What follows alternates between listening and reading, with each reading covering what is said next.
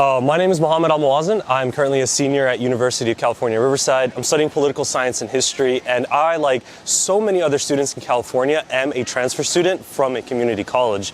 And honestly, my path coming up to UCR was arguably very hard and unnecessarily long. So I spent 5 years in community college trying to navigate just the general education requirements, going from one counselor to the other, trying to figure out exactly what it was that I was supposed to do. But at the end of the day, I was just being bounced around from one counselor to another, not really learning anything. As you all know, the strength of California is built on its people.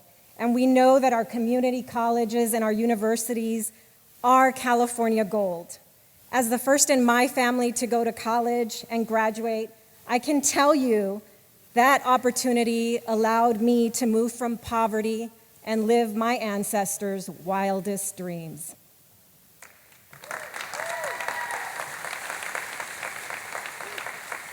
At the Campaign for College Opportunity, I have dedicated our work to ensuring that all students in our state, regardless of race, ethnicity, zip code, money in their bank account, have that same opportunity to go to college. Today is truly beautiful and historic day for California students. When only 3% of community college students transfer after 2 years, we know that's unacceptable, and we must do something about it. The bold action taken by Governor Newsom and the legislature to fix a transfer system that has failed students for far too long was long overdue. On the campaign trail, candidate Newsom promised to be an education governor who strengthened higher education. Today, Governor Newsom has delivered on his promise, setting the stage for a new era where students have a clear path to earning a degree and transferring from a community college. Thank you, Governor Newsom. Thank you, Lieutenant Governor Kounalakis. Thank you, Assemblymember Berman.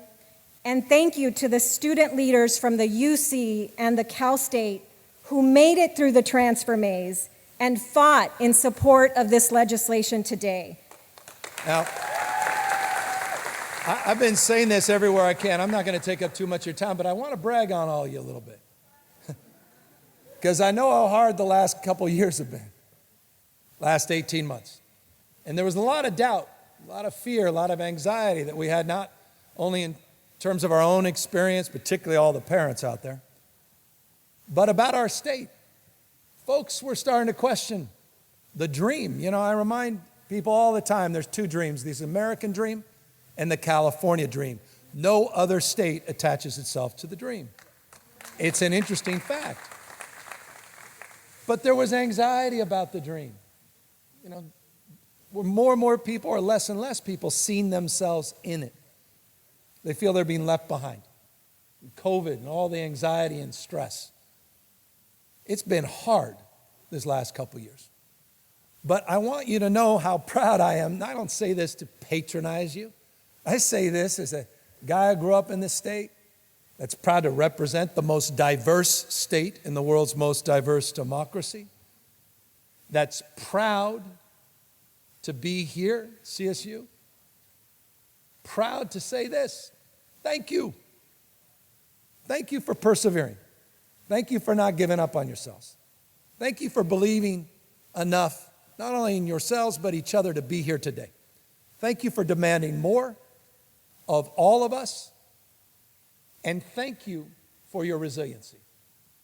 This is a remarkable place, California. It's a remarkable place.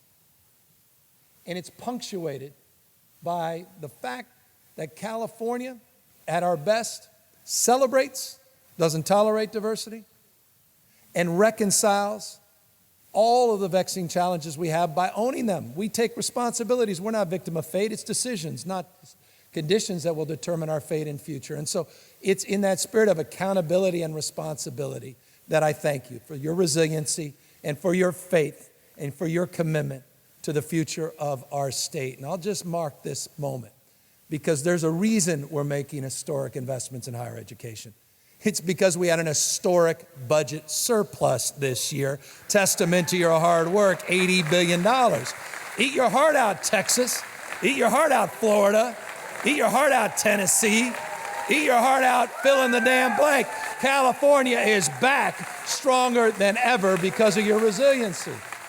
And so we're putting that money to use. We're investing in our conveyor belt for talent, the CSUs.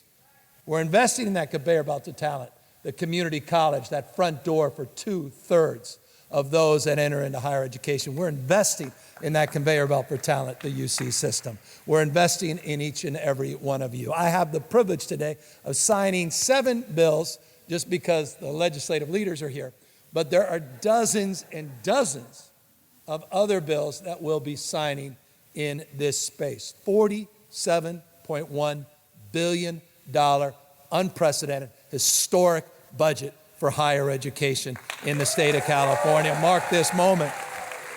$47 billion. $2 billion to address, we always talk about tuition, but what about the damn full cost of attendance? It's food and housing, $2 billion for student housing in this year's budget. That's a big damn deal. And all that anxiety, our homeless students, and talk about, remarkable folks. Our dreamers, homeless kids that are still going to school and working, your grit and your determination. Well, we have your back. This year, we're putting an unprecedented investment, hundreds of millions of dollars to support those students that do remarkable work each and every day. We're proud of the fact that we're doing more for California students, not just out-of-state students, by capping that enrollment as well. So we have more slots for in-state students for our in-state schools. We're proud of that. That was important. As parents, trust me, the number one complaint I get, why can't my kid get into the CSU? Why can't my kid get into UC? And so we're trying to reconcile that as well. So many good bills, making transfers easier, making sure you have easier access to quality, not just education, but student aid that makes that education possible, increasing that student aid as a consequence of these investments across the board. You've heard everybody speak. You know what's in these bills, but I just want to thank all of you that made this possible. And that's why I just close by just expressing my deep gratitude to the legislative leaders. We're not sparring with each other. We're working partners. It's not closed fists any longer. It's open hands. It's a completely different dynamic. A legislature, an executive branch that want to get things done. And I said this yesterday with Kevin McCarty up there in Fresno when we were talking about our master plan for early education. And I'll say it here in celebration of the master plan for higher education. If you don't like the way the world looks, just think Washington, D.C. right now.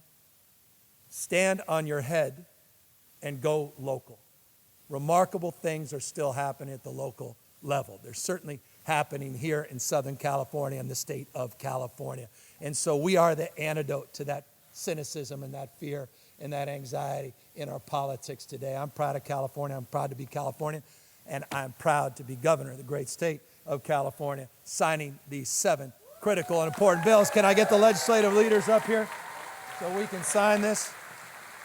And we'll move on. All right.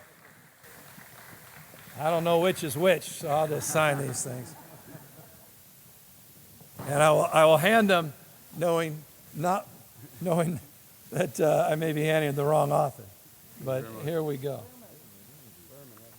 You don't want to take credit for it? You take credit for all of it. Michelle, thank you for all you're doing. This actually was mine. McCarty. Well done. Look at that. I got one right. And the final bill. There we are. That's 7 of dozens of bills, in fact.